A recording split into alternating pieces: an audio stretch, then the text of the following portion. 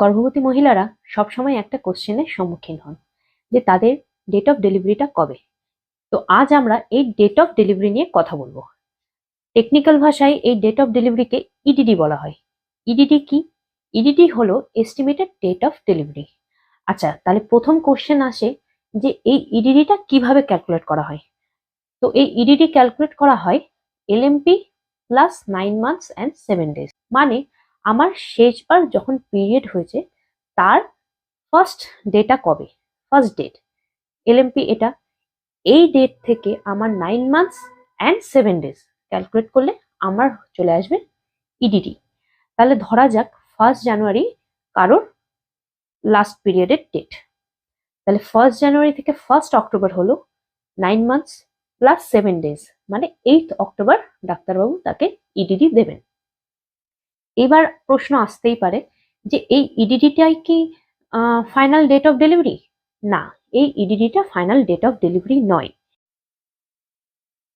Normal ডেলিভারির ক্ষেত্রে ডাক্তারবাবুরা এই ইডিডি যেটা হয় 40 উইকসের ইডিডি, তারপরেও 1 সপ্তাহ অনেক সময় ওয়েট করেন, কিন্তু সেটা অবশ্যই ইউএসজি এবং কালার ডপলার টেস্ট হয় এবং আরো কিছু প্যারামিটার্স থাকে, সেগুলো দেখার পরে ডাক্তাররা ডিসিশন নেন যে তারা অপেক্ষা করবেন কিনা।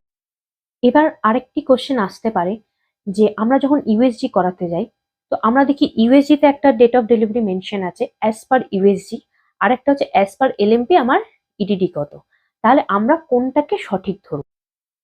তো এক্ষেত্রে বলা হয় যে কেউ যদি তার এলএমপিটা সঠিকভাবে জানে তাহলে সেই এলএমপি অনুযায়ী তার ইডিডিটা হয়। আর 12 উইকে একটা স্ক্যান হয়, সেটা হচ্ছে এনটি স্ক্যান।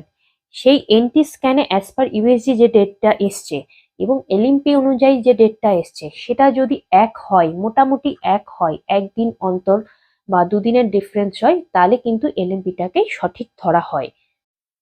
আচ্ছা, নর্মাল ডেলিভারির জন্য তো আমরা জানলাম যে যেটা এলএমপি হয় তারপরও 1 উইক অবধি ডাক্তাররা চাইলে অপেক্ষা করতে পারেন, কিন্তু কিছু প্যারামিটার্সের উপর ডিপেন্ড করে, সবকিছু দেখে। কিন্তু সিজারিয়ান ডেলিভারির ক্ষেত্রে কি হয়? তাহলে সিজারিয়ান ডেলিভারির ক্ষেত্রে কি হয়, সেক্ষেত্রে কি হয় আমরা একটা কথা জানি যে 37 উইক অবধি বেবির সমস্ত অর্গান ভালো মতো ডেভেলপ হয়ে যায়। সব থেকে লাস্ট কোনটা ডেভেলপ হয় সেটা হচ্ছে লাংস, এবং 37 উইকে কি হয়, লাংস ফুললি ডেভেলপ হয়ে যায়। যদি কোনো কমপ্লিকেশনস না থাকে, অন্য কোনো কিছু হাই বিপি, হাই সুগার বা অন্য কিছু না থাকে, তাহলে ডাক্তারবাবু মোটামুটি 38 উইকের পর একটা ডেট দেন সিজারিয়ান ডেলিভারির। আর যদি কোনো কমপ্লিকেশনস কোনো সময় থাকে তাহলে তো আগেও দিতে পারেন, কিন্তু 37 উইক অবধি অপেক্ষা করে তারপরে ডাক্তারবাবুরা মোটামুটি একটা ডেট দেন যাতে তাদের লাংসটা ফুললি ডেভেলপ হয়ে যায়। এগুলো সবকিছুই আমার অভিজ্ঞতা থেকে আপনাদের সাথে শেয়ার করছি, যদি আপনারা উপকৃত হন। সবশেষে বলি, আমার ভিডিওটা যদি আপনাদের ভালো লাগে তাহলে অবশ্যই লাইক, শেয়ার, কমেন্ট অ্যান্ড আমার চ্যানেলটিকে সাবস্ক্রাইব করবেন এরকম আরো কিছু গুরুত্বপূর্ণ তথ্য পাওয়ার জন্য।